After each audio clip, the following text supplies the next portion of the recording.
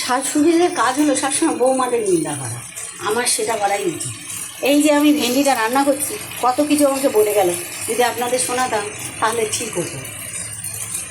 একবার তো ভেন্ডি করতে করতে কেটে গেল ভিডিওটা, তাই আমি আপনাদের দেখাচ্ছি। দেখুন, ও আমাকে এসে জিজ্ঞাসা করছে তুমি ভেন্ডিগুলো ভেজেছো? আমি বলছি না, তবে ভেজেছি, অল্পই ভেজেছি, মাছের সাথে ভেজে নিয়েছি। এখন দেখুন তো ভেন্ডিটা হয়ে গেছে কিনা। একদম শুকনো করে করতে হবে, একদম শুকনো করে করবেন, যেহেতু এটার মধ্যে কোনো আমরা মশলা দিচ্ছি না। রস রাখলেও ভালো লাগবে, কিন্তু আমি এটা শুকনোই করছি। পারলে আমি তো লঙ্কাগুলো চিড়েই কেটেই দিয়েছিলাম, যে ভেন্ডির সাথে যেন ঘেঁটে ঘেঁটে যায়।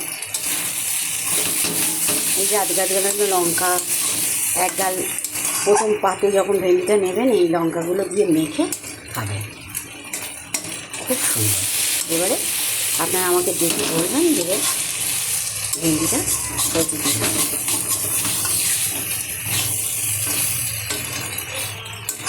আমি কোনো মশলা ছাড়াই করলাম ভেন্ডির সবজি, পেঁয়াজ, কাঁচা লঙ্কা আর চিংড়ি মাছ দিয়ে ভেন্ডির সবজিটা করলাম। এই মশলা ছাড়া সবজি,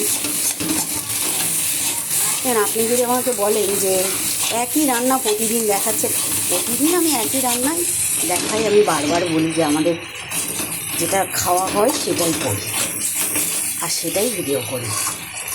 আর এই যে ভেন্ডিটা না, এই ভেন্ডিটা আমি যে রান্না করলাম, একদিন মন করে এই ভেন্ডির তরকারিটা আপনারা ঠিক এইভাবে করবেন আর আমাকে বলবেন যে কেমন হয়েছে খেয়ে।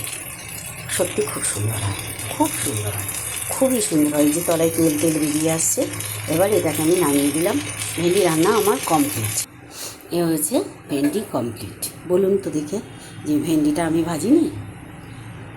নিশ্চয়ই ভেজেছি। আর আমি খেয়েও দেখেছি, তবুও আপনাদের সামনে আর একটু খেয়ে দেখি।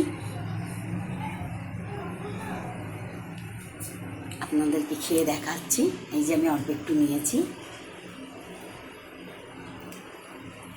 দারুণ আছে সত্যি। এরকম করে আপনারা একবার ভেন্ডি রান্না করে খেয়ে দেখুন।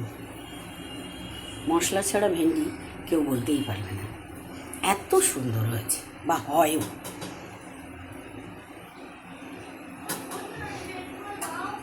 সাথে থাকবেন, পরের ভিডিও আসা অবধি সাথে থাকবেন, ভালো থাকবেন। আসছি, টাটা।